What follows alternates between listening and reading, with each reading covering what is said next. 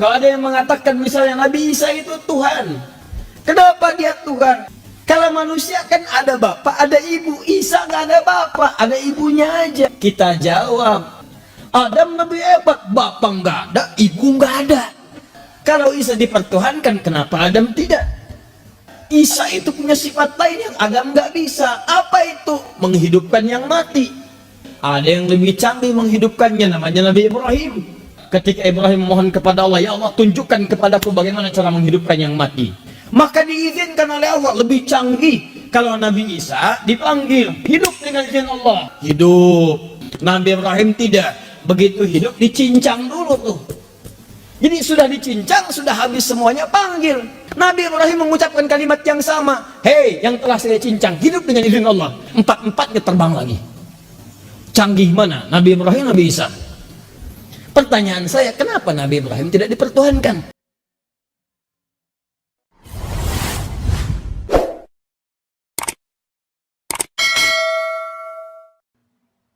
Shalom, salam sejahtera untuk kita semua. Pada kesempatan ini secara khusus, saya akan membahas satu ulasan dengan judul Membantah Teori Ketuhanan Isa atau Yesus, Allah, Ustadz Adi Hidayat. Sebelum saya lebih jauh memberikan ulasan terkait dengan hal ini, mari kita saksikan pernyataan Ustadz Adi Hidayat berikut ini. Jikalau ada misalnya yang dipertuhankan, ternyata hasil kelahiran dari yang lain. Kalau ada yang mengatakan misalnya Nabi Isa itu Tuhan, kenapa dia Tuhan? Karena dia misalnya, mohon maaf, kita cek, dia dipertuhankan. Nabi Isa dilahirkan, sifat Tuhan tidak boleh sama dengan makhluk. Lalu dikatakan misalnya, tapi kan dilahirkannya itu bukan biasa. Kalau manusia dilahirkan mesti ada bapak, ada ibu. Ini kan bapaknya nggak ada, cuman ibunya. Kalau manusia kan ada bapak, ada ibu. Isa nggak ada bapak, ada ibunya aja. Ini mesti beda, ini lain ini.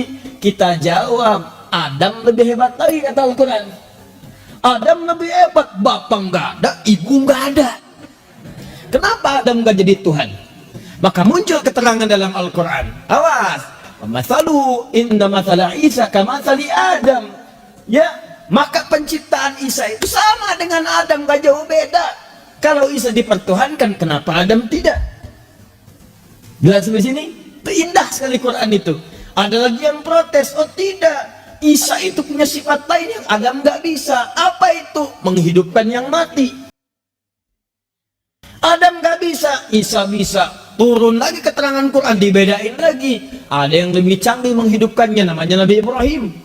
Turun Quran surah kedua Al-Baqarah ayat 260, paling tinggi sebelah atas. Wa idh qala Ibrahim rabbi arini kaifa tuhyil mauta. Ketika Ibrahim mohon kepada Allah, ya Allah tunjukkan kepadaku bagaimana cara menghidupkan yang mati. Maka diizinkan oleh Allah, lebih canggih. Kalau Nabi Isa dipanggil, hidup dengan izin Allah, biiznillah, hidup. Udah gitu meninggal lagi. Nabi Ibrahim tidak. Begitu hidup dicincang dulu tuh.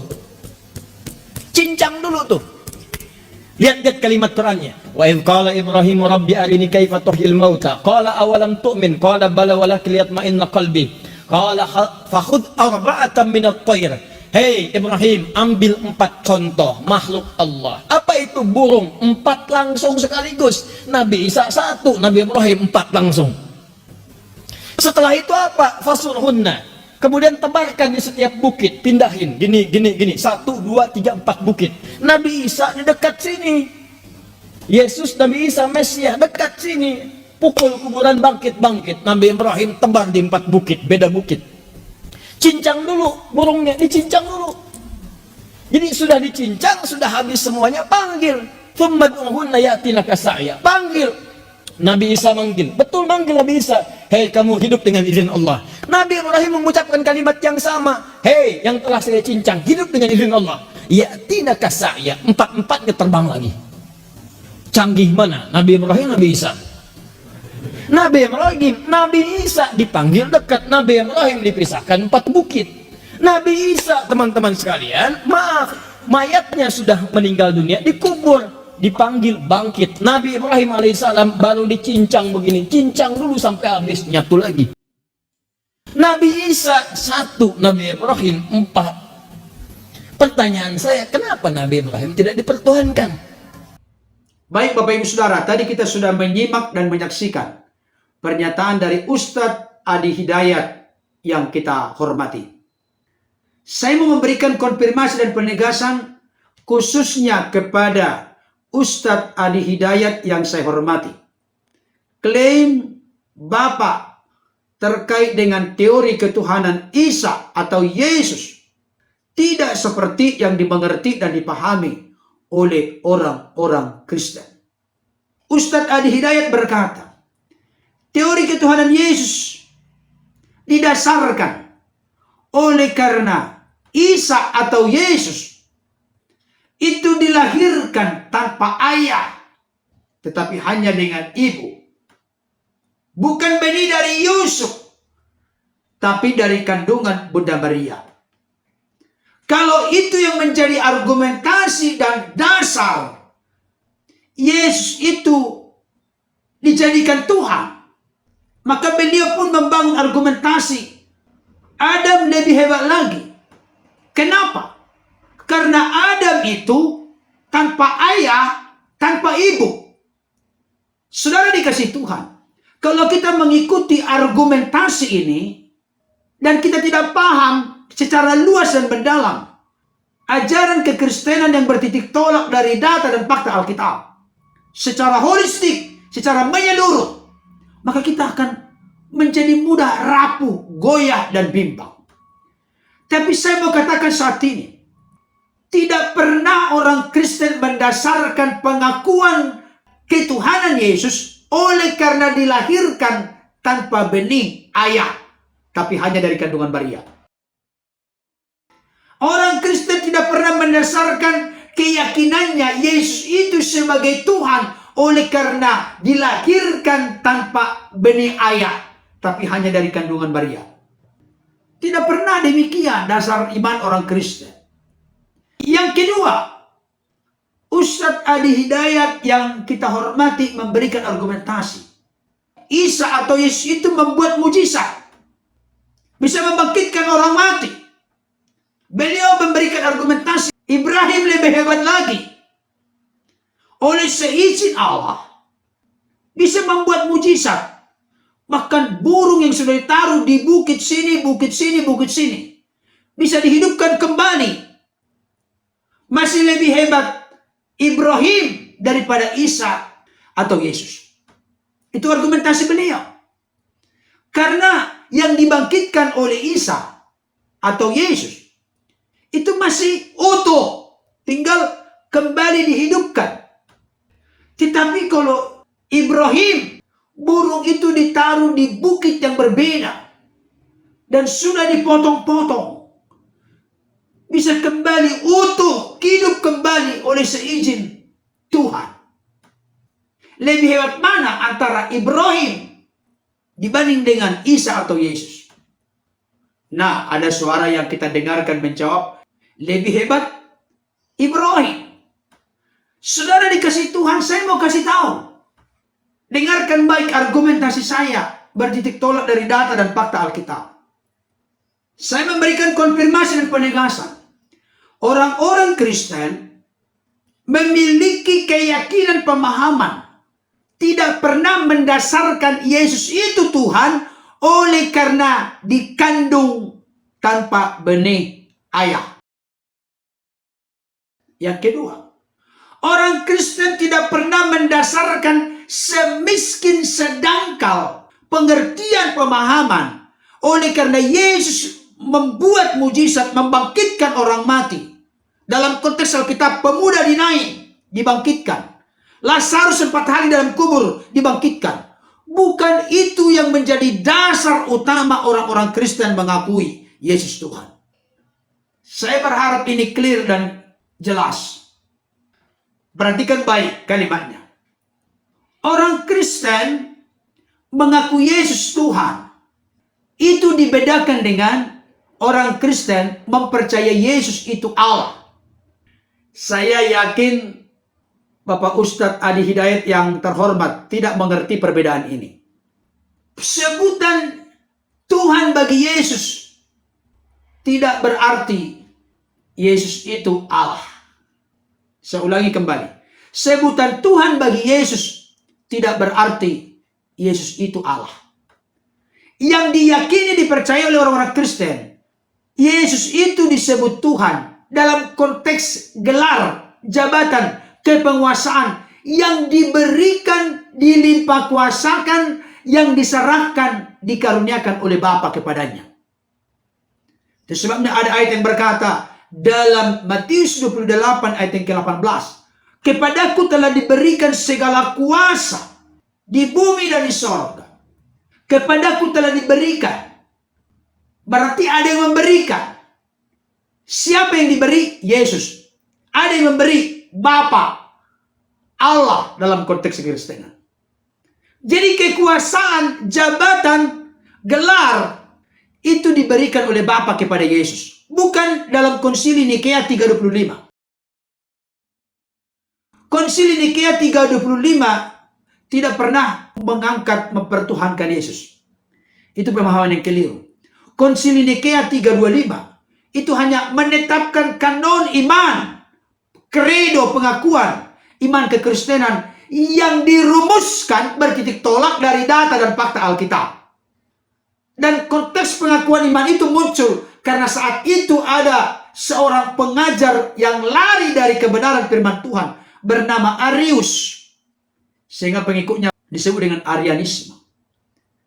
Arius berkata, ada saatnya firman itu diciptakan, dan lewat firman yang diciptakan oleh Allah atau Bapa, dengan firman itulah Allah Bapa bekerja sama untuk menciptakan ciptaan yang lain. Keliru. Dalam kekristenan, firman tidak diciptakan. Dan inilah yang menjadi argumentasi utama kenapa orang-orang Kristen mengakui Yesus. Kalau maksud dari Ustadz Adi Hidayat, kata Tuhan di situ pengertiannya Allah, saya sudah jelaskan tadi. Sebutan Tuhan bagi Yesus bukan berarti artinya Allah. Tapi orang-orang Kristen meyakini, memahami bahwa Yesus itu disebut Allah, bukan dalam konteks makhluk sebagai manusia, tapi dalam eksistensi keberadaan sebagai firman Allah. Yohanes 1 ayat 1 berkata, pada mulanya adalah firman. Firman itu bersama-sama dengan Allah, dan firman itu adalah Allah. Ayat yang kedua, ia pada mulanya bersama-sama dengan Allah. Itu bentuk konfirmasi penegasan. Diulangi kembali bagian ayat 1. Ayat 3, segala sesuatu dijadikan oleh dia. Oleh dia, oleh apa? Oleh firman. Dan tidak ada sesuatu pun yang telah jadi dari segala yang tidak dijadikan kecuali melalui firman. Jadi Allah Bapa menciptakan segala sesuatu melalui firman. Kalau firman itu diciptakan seperti Arianisme, seperti Arius, pertanyaannya, dengan apakah Allah menciptakan firman? Mustahil. Allah bisa mencipta kalau Allah sempat ada detik tidak punya firman. Dengan kata lain, Allah telah memiliki firman yang kekal dan roh yang kekal dalam dirinya. Sejak kekal, sejak Allah itu ada. Unlimited, tidak ada batas. Jadi hal pertama, kalau kita ikuti pola pikir dari Ustadz Adi Hidayat, saya mau sampaikan saat ini, kalau yang dimaksud beliau Tuhan di situ adalah Allah, saya mau kasih tahu. Orang Kristen tidak pernah mengakui Yesus itu Allah dalam konteks kemanusiaannya yang dilahirkan oleh Bunda Maria. Tetapi jangan lupa, Yesus itu punya dua natur. Natur kemanusiaan itulah yang nampak, itulah yang lapar, itulah yang takut, itulah yang berdoa, itulah yang berpuasa, itulah yang mengalami kematian. Makanya 1 Petrus 3:18 berkata, dia yang dibunuh dalam keadaannya sebagai manusia. Eksistensi keberadaan Yesus sebagai yang ilahi tidak mungkin tunduk kepada kematian. Tapi keberadaannya sebagai manusia. Tapi jangan lupa, manusia yang dikandung tanpa dosa, karena bukan bertitik tolak dari benih laki-laki. Kenapa kita meyakini Yesus itu sebagai juru selamat bagi kita? yang memberikan garansi keyakinan kepercayaan bagi kita pasti diselamatkan. Bukan mudah-mudahan. Karena yang memungkinkan manusia berdosa yang sudah jatuh ke dalam dosa, diperhamba, diperbudak, dikuasai oleh dosa. Tidak ada yang bisa mengeluarkan manusia dari dosa. Karena semua manusia telah berbuat dosa dan telah kehilangan kemuliaan Allah. Upah dosa ialah maut. Tetapi kasih karunia Allah dalam Kristus Yesus adalah hidup yang kekal. Kenapa kita yakin Yesus itu pasti membawa kita ke surga? Pasti sanggup menjadi penebus yang membebaskan kita dari dosa, kematian kekal, dan dari jeratan kuasa iblis. Kenapa yakin? Karena Yesus tidak berdosa. Hanya pribadi yang tidak berdosa yang memiliki otoritas, layak, dan punya garansi bisa menyelamatkan kita dari dosa. Alkitab berkata tidak mungkin orang buta menuntut orang buta. Tidak mungkin orang berdosa menyelamatkan orang berdosa. Hanya pribadi yang kudus, suci, agung, mulia, tidak bercacat, tidak bernoda, tidak bercela, yang sanggup menyelamatkan manusia yang berdosa dikungkung dalam kubangan perbudakan dosa. Hanya pribadi yang tidak berdosa. Siapakah dia? Yesus Kristus. Orang Kristen mengaku Yesus Tuhan dalam konteks berpikir dari Ustaz Adi Hidayat adalah Allah. Kalau itu pengertiannya. Karena dalam konteks Kekristenan, Yesus itu disebut Tuhan adalah gelar jabatan kepenguasaan yang diberikan oleh Bapa kepadanya. Demi penebusan penyelamatan manusia di dunia ini. Jadi yang diberikan ketuhanan itu bukan keilahiannya, eksistensi sebagai firman, tapi kemanusiaannya. Berikutnya, kenapa kita yakin akan Yesus? Karena Alkitab berkata, hai anakku, dosamu sudah diampuni. Tidak usahlah saya sebutkan lagi ayat-ayatnya, ada di Alkitab. Tentang seorang lumpuh yang digotong 4 orang. Pertama-tama Yesus berkata, hai anakku, dosamu sudah diampuni. Maka terjadilah ketidaksukaan, kritikan, gumam dalam hati dari ahli Taurat, orang-orang Farisi. Siapa gerangan orang ini sehingga memiliki otoritas mengampuni dosa? Hanya Allah yang bisa mengampuni dosa. Tapi Yesus tetap konsisten dengan perkataannya, hai anakku, dosamu sudah diampuni. Oleh karena Yesus yakin akan perkataan pertama, maka Yesus pun berkata kepada orang lumpuh itu, hai anakku, angkatlah tilammu dan berjalanlah. Dia pun berjalan. Dan tolong saya ingatkan, beritahukan, sampaikan kepada Ustaz Adi Hidayat. Di situ tidak ada dikatakan oleh Yesus, kalau kiranya seizinmu ya Allah, ya Bapa, biarlah orang lumpuh ini sembuh. Tidak. Hai anakku, angkat tilammu, berjalanlah. Otoritas datang dari dirinya. Karena memang Yesus yang dipahami oleh orang Kristen. Seperti yang sering saya tanyakan kepada saudara-saudara kita Muslim. Menurut Anda, kitab suci itu fana atau kekal? Kalau dijawab fana, yang mananya yang fana? Apakah kontennya, isinya? Yang fana menurut saya adalah kertasnya. Tapi isinya, yang saya mengerti dan pahami itu kekal. Itulah yang dipahami oleh orang Kristen. Tubuh Yesus yang manusia itu fana. Tapi keberadaannya sebagai firman yang mengenakan tubuh kemanusiaan itu kekal. Itu sebabnya Yesus pernah berdebat dengan orang-orang Yahudi. Sebelum Abraham ada, aku sudah ada. Yang bicara itu adalah mulut Yesus sebagai manusia. Tapi Yesus ingin mengkatekisasi orang-orang Yahudi. Hei orang-orang Yahudi, engkau tidak mengenal aku sebagaimana seharusnya. Sebelum Abraham ada, aku sudah ada. Maka orang-orang Yahudi yang gagal paham pun berkata, bagaimana mungkin sebelum Abraham ada, engkau sudah ada, umurmu belum sampai 50 tahun. Abraham akan melihat hariku dan dia telah melihatnya dan dia bersuka cita. Kalau kita bandingkan nanti itu dalam kitab Kejadian, pernah ada 3 sosok yang menampakkan diri kepada Abraham. Salah seorang diantaranya disebut dengan Tuhan. Penampakan yang ilahi dalam bentuk wujud malaikat atau bentuk manusia. Itu disebut dengan teofani dalam konteks kekristenan. Jadi siapakah yang disebut oleh Yesus? Sebelum Abraham ada, aku sudah ada. Maka jawabannya tidak mungkin tidak. Eksistensi keberadaannya sebagai firman Allah, yang adalah Allah. Berikutnya, kita mengakui Yesus itu ilahi. Saya ulangi kembali, bukan dalam sosok fisiknya sebagai manusia yang dikandung Bunda Maria, dilahirkan dan dibesarkan umur 33,5 tahun. Bukan itu. Tetapi eksistensi keberadaannya sebagai firman. Itu sebabnya orang-orang Kristen jangan salah memahami. Filipi pasal 2 ayat yang ke-6 sampai ayat yang ke-8. Khususnya dalam ayat yang mengatakan, melainkan ia telah mengosongkan dirinya. Kata mengosongkan dirinya sebenarnya ini kurang tepat. Kalau mengosongkan dirinya berarti keilahiannya tidak ada dalam kemanusiaannya. Bukan itu pengertiannya. Mengosongkan dirinya artinya membatasi dirinya. Dia sengaja oleh kerelaannya membatasi dirinya demi penebusan penyelamatan manusia. Dia kenakan tubuh kemanusiaan yang terbatas itu. Sehingga dia bisa mati di kayu salib. Menebus manusia dari dosa kematian kekal dan dari jeratan kuasa iblis. Saudara dikasih Tuhan.